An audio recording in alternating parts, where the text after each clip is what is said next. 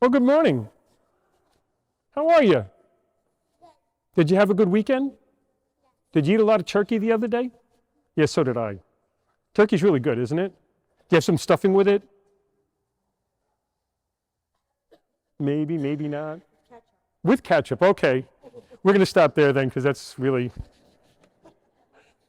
So, today we've been reflecting these last few years. Today we're bringing something to an end, and that's preparing ourselves and being prepared.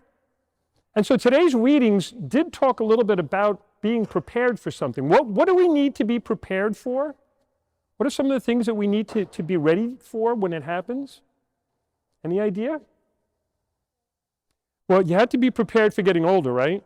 But we also, while we get older, we are getting ourselves ready to meet Jesus, aren't we? Because Jesus is pretty important. Do you know that Jesus is a king?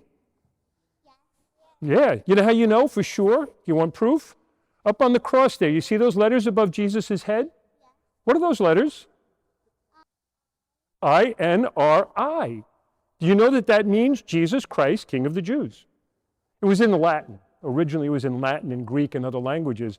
But I-N-R-I is Jesus Nazarenus Regnum Idomea. Did you know that? Probably not. I don't even think most of the adults there would have known that. He was the King of the Jews, but look what happened to him. He was slaughtered. He was killed, right? He was crucified. So don't you think it's unusual that we have a crucified king? Isn't it unusual to have kings usually don't get crucified, do they? No. We wouldn't crucify a king if we had a king, would we? No. You know what there's a word I like to use to describe that. Do you know what an oxymoron is? You haven't learned that in school yet? Probably half the adults here don't even know what an oxymoron is. So it's when you put two things side by side that don't belong together, like a jumbo shrimp. How something that's a shrimp could be jumbo, right? Or the state Connecticut, connect and cut. Did you know that's the only oxymoron state in the entire union? That's just a little trivia for you someday. Anyhow, crucified king. Jesus died to become a king. Yes! Excellent. He died, but he came back to life. That's when he became the king. When he went back to the Father, he was raised from the dead. But we need to get ready to meet Jesus someday. And so Jesus just gave us his last instructions, if you will. And what were some of the instructions Jesus just gave us to be prepared? He talks about sheep and goat, like we heard from that first reading, separating sheep and goat. And the sheep will be the ones that he's going to take care of, but the goats he's going to dispose of. What do we need to be doing? So he talked about respect. Be kind. He gave specific kinds of being kind, didn't he? He gave specific instructions. He said, when you gave some food to the hungry, when you gave some drink to the thirsty, when you visited those who were ill or in prison, he gave specific instructions, didn't he? And he reminded us, so does that mean that the only way that we're ever going to get into heaven one day is if we go out in the streets, find the poor people, and take care of them? That's it? It's not just helping the poor people. There's a tradition in our church, you probably haven't learned it yet, but you will someday. It's called the works of mercy, and the works of mercy are based on these particular things. But think about it for a second. I want to tell you a little story. You want to hear a story? When I was younger, I was probably in my early teens, there was this one man on our block, and he just was a grumpy old man. Kind of like I am today, about my age. He was in his 60s, and he was, a little grumpy. He was just a grumpy old man, and we kids on the block, we would always be afraid, maybe we'd be playing in the street, and the ball would go in his yard. And it's like, oh, you go get it. You go get it. I'm not going to, because he's going to come out and he's going to be like, what are you doing in my yard, you kids? Get out of my yard. And he was just always kind of grumpy to us. And he always was we were always a little, afraid of him because, he was just a grumpy old man. And then there was this one day I was a little bit older and I was probably about 15 years old. And I'm walking down the street and I saw him outside and he looked pretty old that day. And he was trying to rake his leaves, but he was old and now this was before leaf blowers. The rest of you remember we used to have to actually use a rake to get the leaves out of our yard. There he was, and I just stopped and I stared at him. I don't know why. And I felt like, I'm looking at him, and all of a sudden he looks back at me and he goes, "Hey, you." I said, "Must be me." I said, "Yes, sir." He goes, "Why are you looking?" I said, "I don't know. I just noticed that you were raking the leaves. And actually, to be honest with you, sir, I thought it's going to take forever at the speed you're going." He goes, "Do you want to help me?" I said, "Okay." He goes, "I'll give you $1 an hour if you help me." Now, $1 an hour back then, I'm that old. That was a lot of money. That would be like getting $20 an hour today. I was like, "Yes, I'll help you." So I went over and I started raking and doing all this stuff. And the whole time that I was raking that day, he was telling me some stories about his life. And I said, "Okay." 2 days later, I go back again and I see some more leaves that fall. So I said, "Do you need more help?" Now I was like thinking cash. Do you need more help? This is the guy that we used to be afraid of. And he goes, "Sure, if you want to help." So I started helping. And he's just kind of hanging out while I'm doing some of this stuff. And he told me about like his service in the war. And he told me about how his family has all moved away and how he lost his. He told me all of these stories. And this went on for like that entire fall. And then he passed away. And he, went to meet Jesus. Now, it took me years to figure out something. There are different ways that we can serve Jesus, aren't there? One of the things that I didn't notice is that this man didn't need to have his leaves raked. He really didn't. He was a prisoner of loneliness. It took me years to figure that out. There are some people in this world that are just lonely and they just need somebody to visit them, right? He was like a prisoner of loneliness, and it probably didn't help that he was a grumpy old man because we kids would like avoid him all the time. But wouldn't it be important for us to visit somebody who's lonely? There's probably people in your own family that could use a visit, couldn't they? We don't have to go to if you someday want to go into prison ministry and visit prisoners, or if you want to work in a shelter and help people get food and clothing, there's plenty of opportunities to do that. But we don't have to go searching out there to find Jesus in someone else. And so I think it's important that, like the next time you're in a hurry to go someplace, you ever in a rush to go someplace, you're like rushing to get there, and you pass by a whole bunch of people and you don't even notice that they're there because you're in such a rush? Maybe slow down a little bit and look at the other people who are there. Maybe even with your own family. Sometimes we're not even paying attention to people who are in the same room with us because we're in such a rush. We're so focused. We want to go do something. And Jesus is reminding us. Do you remember a couple of weeks ago, Jesus was talking about being prepared? Remember when he talked about having enough light in you that you shine before others? So have your oil ready.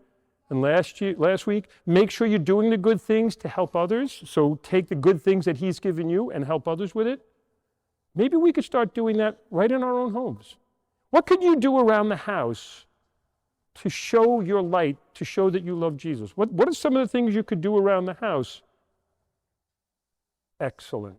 Make a routine of prayer, because let's face it, this is all about one important thing. Do you know what one thing that everything that Jesus just mentioned, do you know what that one thing was? He wants us to have relationships. But he wants us to have a relationship with him, and sometimes that relationship is with him and others. So have a good routine of getting in touch with Jesus, but then getting in touch with others. And maybe go around and help around the house, or offer even to help, or just do things without even being asked, right? Because you're doing it for Jesus, right?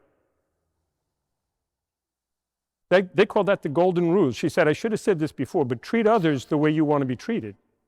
They call that the golden rule. Jesus gave us that rule, actually. He said, do unto others as you would have them do to you. If you ever lost something or you were a little hungry and somebody had extra food, you'd want them to give it to you, right? Yeah. And if you ever have extra food and someone else is hungry, shouldn't you give it to them? Yeah. That's the golden rule. So here's what I'm going to ask you all to do. Do me a favor. This week especially, think about the different ways that you can find Jesus in others. Start looking a little more carefully at some of the people around you, like maybe a neighbor, maybe someone in the family, maybe just reaching out to someone whom you haven't spoken to in a long time. Maybe a friend that you haven't seen for a couple of days or a couple of weeks. And just say hello. And start working on making strong relationships with others. Can we do that? Can we work on that? I knew you could. I knew you could. So here's what I'm going to ask you to do. Why don't you go back, find your moms, dads, whoever you came with, give them a big hug and a kiss, and remind them just how much you love them and how much you care about them. You know, moms and dads, one of the things that we often forget, I read a very good thing the other day. We have this tendency to see God as present everywhere. We think that God is, omnipresent, omniscient, he's omnipotent. And that taints us. That taints us into thinking that God is this angry judge, that he's always watching and he sees every last little thing. But that's not the God of Jesus Christ. That's not the God of the Gospels. Think about this for a second. We don't have a divine lawgiver, even though he has given us some rules to live by. He's not concerned about the laws. Do you know what his first concern is? God's very first concern is having a relationship with you. That's it. God's very first concern is to have a relationship.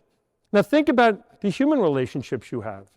If you don't invest yourself in that relationship, it's not much of a relationship. And that's why Jesus is saying, you don't have to think about finding Jesus in a hungry person or a naked person. You don't have to think about Jesus if someone is ill or in prison. You just have to be someone who relates to the other, as other. And if you can love one another, as we heard a few weeks ago, when the shepherd does come and start separating, it'll automatically be there. Think about most of the relationships in your life. You don't think them through. You don't plan them out. You don't try to map out every last little thing. What do? You just live the relationship. And the same is true with Jesus Christ. Just do what comes naturally.